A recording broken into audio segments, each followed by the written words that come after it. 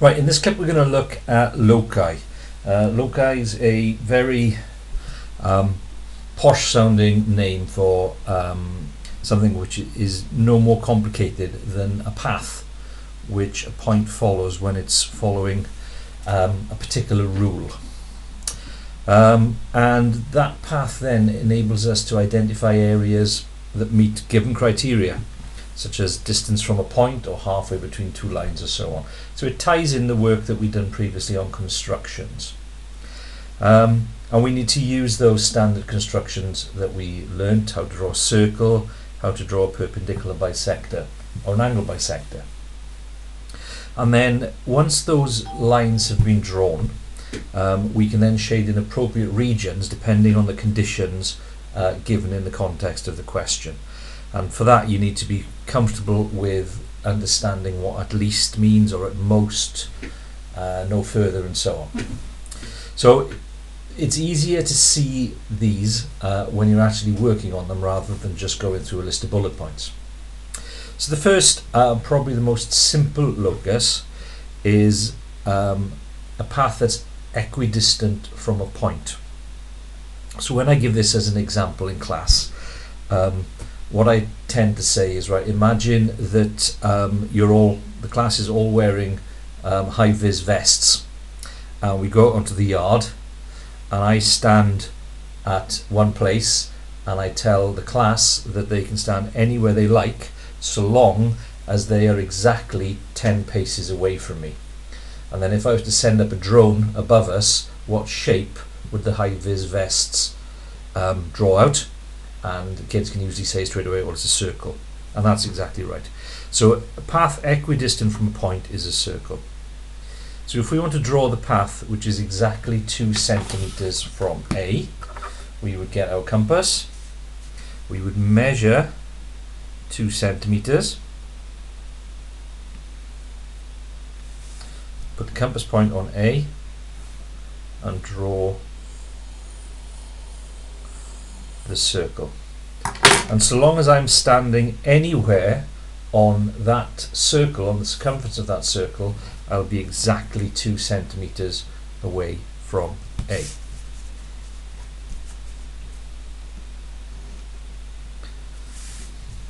So if I'm standing there, I'm exactly 2 centimeters away. Then it says, shade the region which is at least 2 centimeters from A.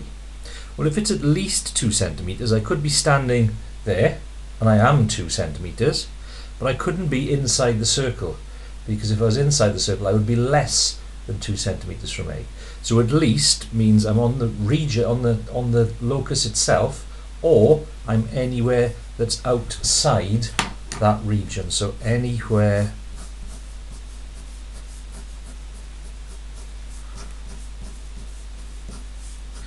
outside that circle is the region for at least 2 centimeters from A. I could be on the circle or outside it. So that's equidistant from a point. Next one we need to know is if we're equidistant from 2 points. Well, if we're equidistant from 2 points, we're basically in a line exactly halfway between them. So this is the perpendicular bisector that we practiced when we were doing constructions. So to draw the perpendicular bisector, you need to open your compass so it's visibly over halfway the distance between there. So that's over halfway, and draw part of the curve. And then we go to the other side, the compass point on B. So I've just missed that, so I need to go back and draw a bit more of the curve from this side. And then we go through that. So it doesn't matter where I am on that line, this distance, which is 6 centimeters, or to be more accurate 5.8, is going to be the same from that distance. So 5.8, 5 point, doesn't matter where I am on that line, I'm exactly the same distance from A as I am from B. So if I want to shade the region which is closer to B than to A, it means that I'm on this side of that dividing line.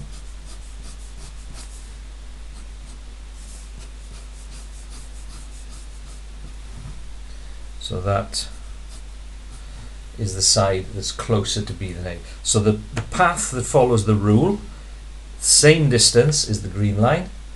The region, which is closer to B than to A, is on that side of the line. So I can draw a circle, I can do a perpendicular bisector.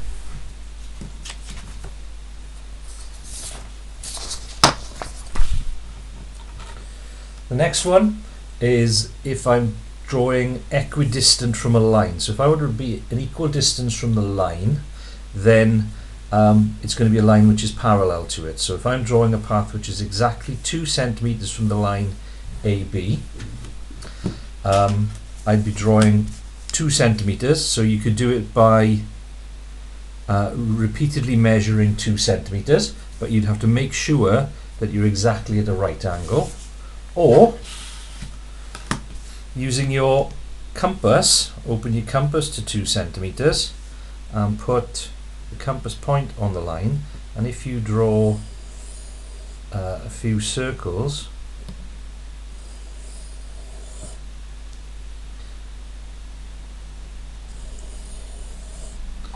then you know that when you line those up, that will give you a line which is exactly 2 centimeters above it, and this will give you a line that's exactly 2 centimeters below it. Sorry, that's not showing the circle very clearly there, is it? Let's see if I switch that off. Maybe that's better. Okay, so you can see there what I've, well, it was briefly better, what I've done. How can I make that?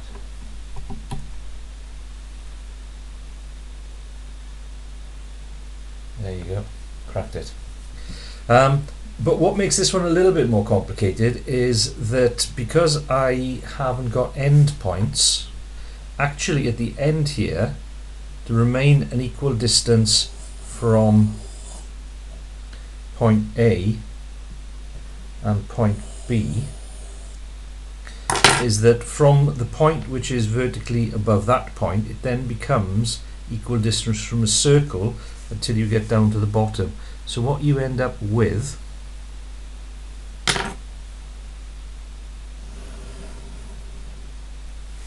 is a line that's parallel underneath it until it reaches that part of the circle, and the same along the top,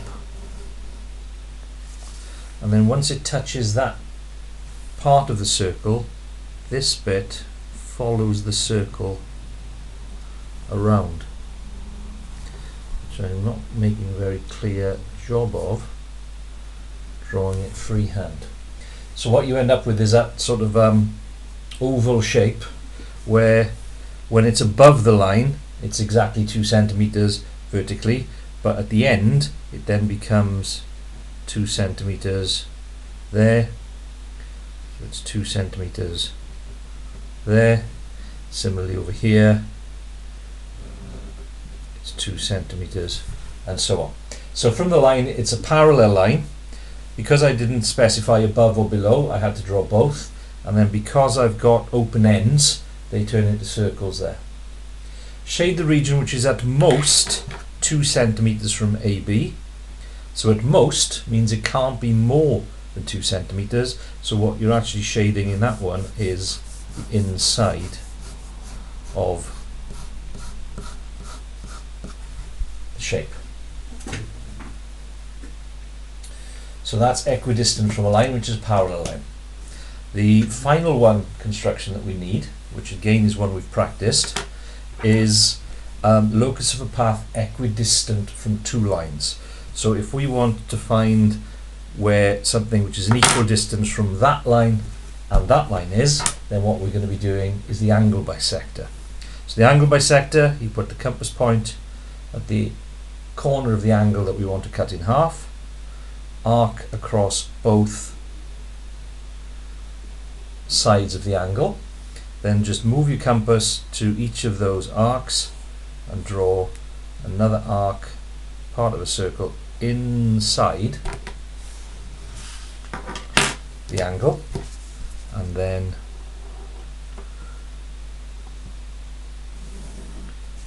join that up. So if I'm standing on that green line, I'm always an equal distance from the line AB as I am BC. So if I want to shade the region which is further from AB than BC, that's another way of saying it's closer to BC, which means I'm on this side of the line.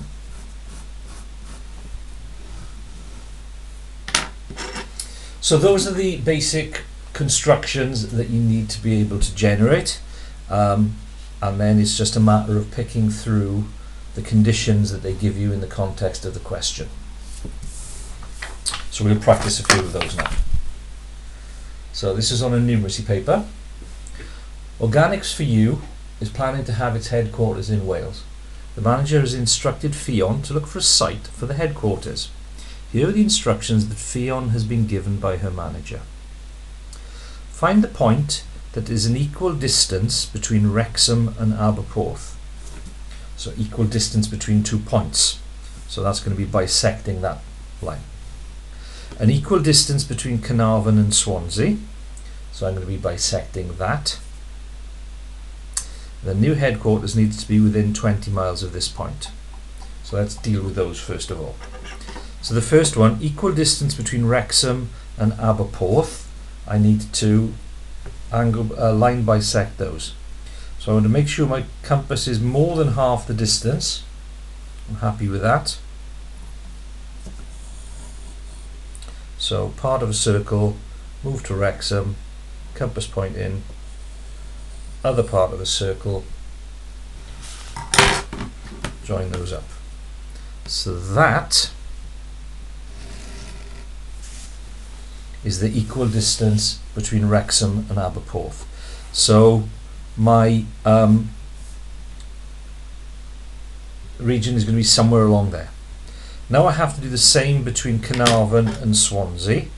So I need to open up my compass more than halfway between Carnarvon and Swansea. Compass point in Carnarvon, part of a circle. Compass point in Swansea,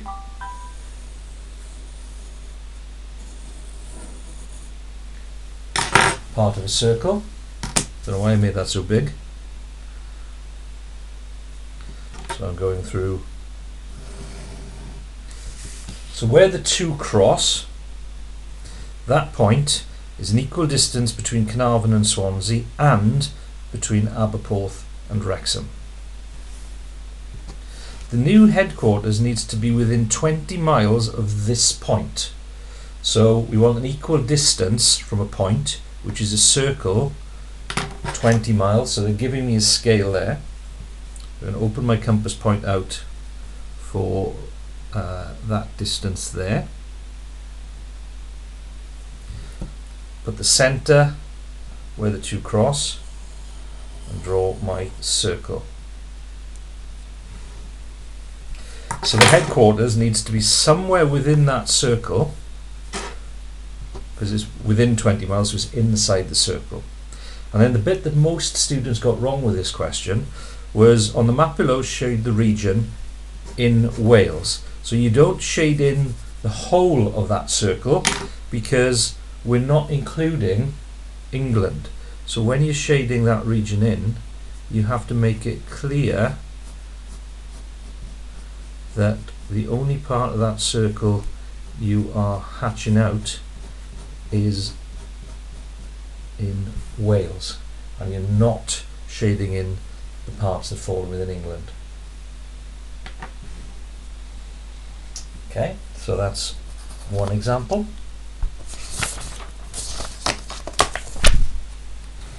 Here's another numeracy question.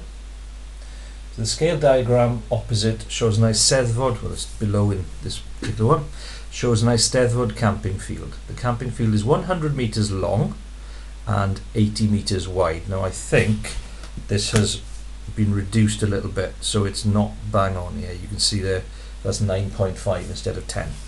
So it's not perfect, but we can still do this. A river runs along the side AB. So there's AB, there's the river. There's a hedge along AD. There's a fence along BC. And DC is an opening with access into the camping field. A barbecue area is to be built on the camping field. The barbecue area must be nearer to the river than to the hedge. So there I want an equal distance between two lines, so that is an angle bisector. Now it's clearly 90 degrees, but we can construct this.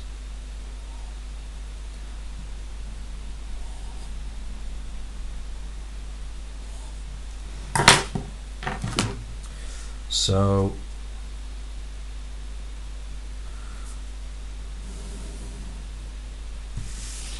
if it's nearer to the river than the opening, it's the underside of that green line. Now we won't shade it in yet because there's other conditions as well, but I know that I've done the construction I need for that one. Nearer to the river than the hedge. Oh, sorry, I've done these wrong way around, haven't I? Nearer to the river than the hedge I've done. Nearer to the river than to the opening. Nearer to the river than to the opening to the Eisteddfod camping field. So there's the river, there's the Eisteddfod camping field. I need to be halfway between there. Now this one you can do by measuring. So that would be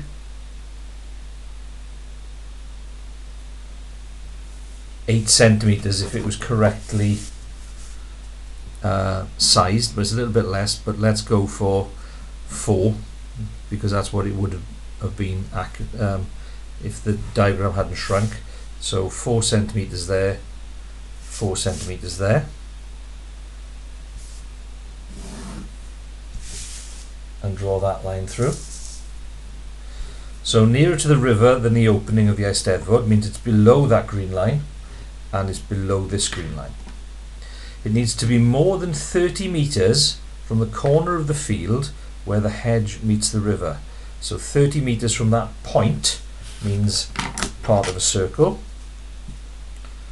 which is going to be, because of the scale, 3 centimeters. So I'm going to put the compass point there and draw that. Now it's freakishly gone through that point there, so it didn't have to, it's just that's where it happened to open out earlier. So that isn't a construction that was meant to happen. So more than 30 meters means it needs to be outside that circle. So nearer to the river than the opening is below that line. Nearer to the river than the hedge is below that line. And more than 30 from the corner means it's outside that line. So the region where the barbecue area could be is that region there.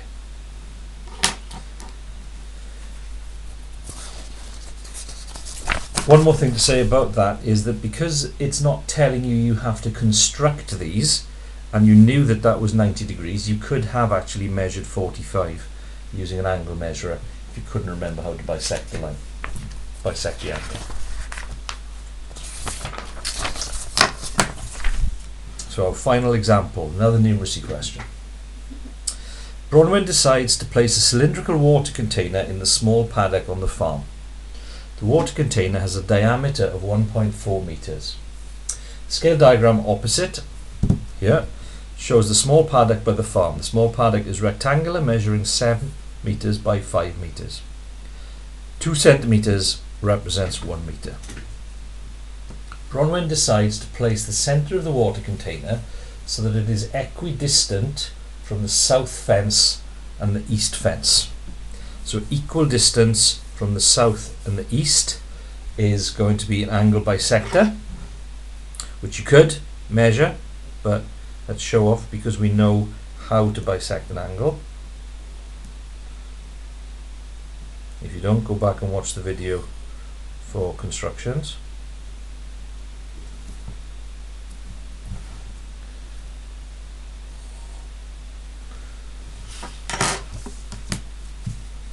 So the water container is going to be somewhere on that green line, equidistant from the south fence and the east fence. And it's going to be 3 meters from the south fence. So 3 meters is going to be a parallel line, 3 meters above it. So 1 meter is 2 centimeters, 2 meters 4, 3 meters 6 centimeters from the south fence. So I'll measure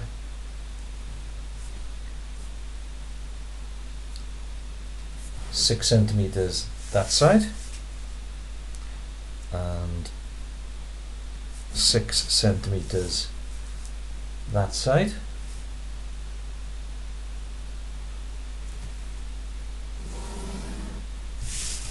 and draw that line. So equidistant from the south fence and the east fence is that green line. 3 meters from the south fence is the parallel line. Show the placement of the water container on the scale diagram. Your diagram should include an accurate plan view of the water container. So the plan view is what that would look like if you were hovering above it. So if it's got a diameter of 1.4 meters,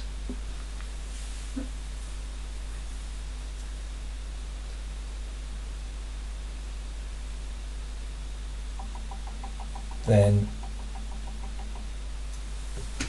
its radius is 0.7 meters.